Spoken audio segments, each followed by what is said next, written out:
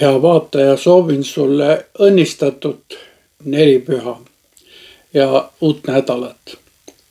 Enamusele meist on tuttav nii-öelda selline suur nelipühipäev, millest jutustab Apostlite tegude 2. peatükk.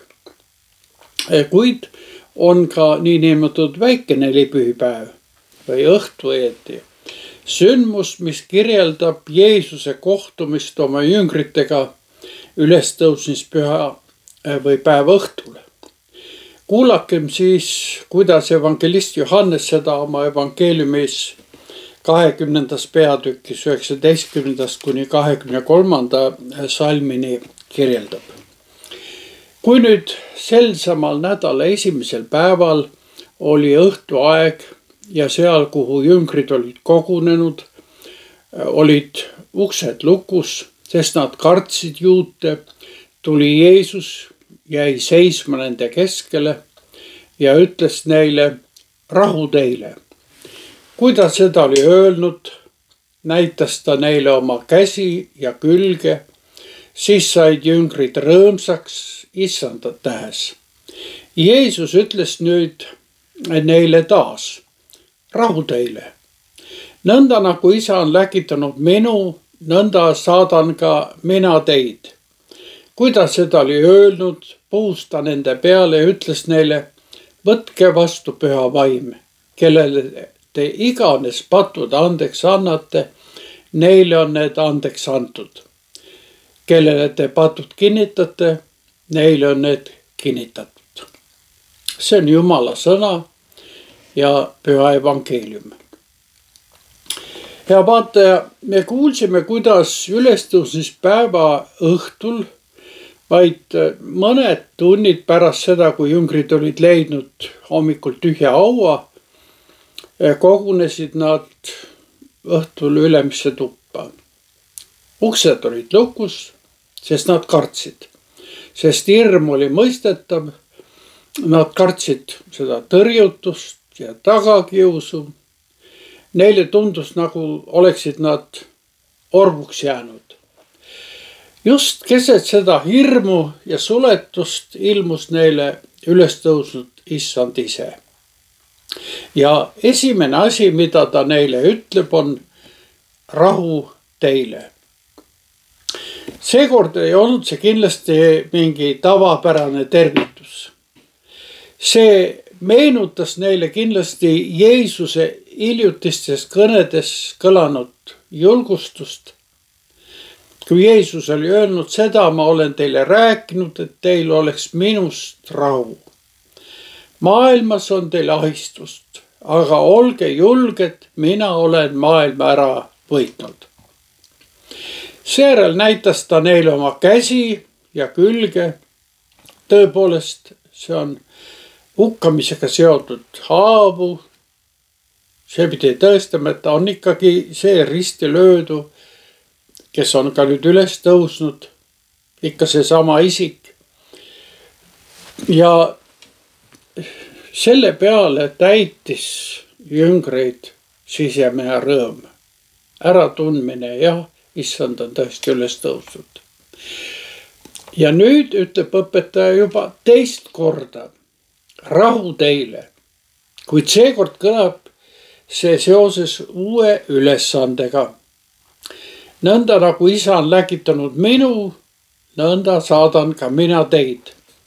Nende tegevuse lähtepunktiks pidi saama sama läkitus, millega taevane Isa oli oma poja läkitanud.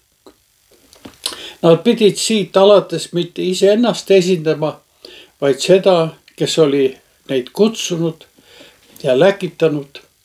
Sellele järgneb Jeesuse suurim kingitus sellel õhtul.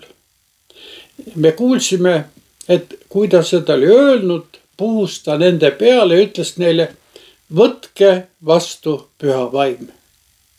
Võtke vastu püha vaim. See hetk tuletab meelde maailma loomist. Hetke, mil Jumal puhus oma hinge õhu inimesse. Selle nädala esimese päeva õhtul toimub midagi, mis on sarnane teise loomisega. Sest Jeesuse surma ja ülestõusmise läbi oli tema õpilastele, aga on ka meile kingitud uus elu, mis hakkab uut maailma vormima.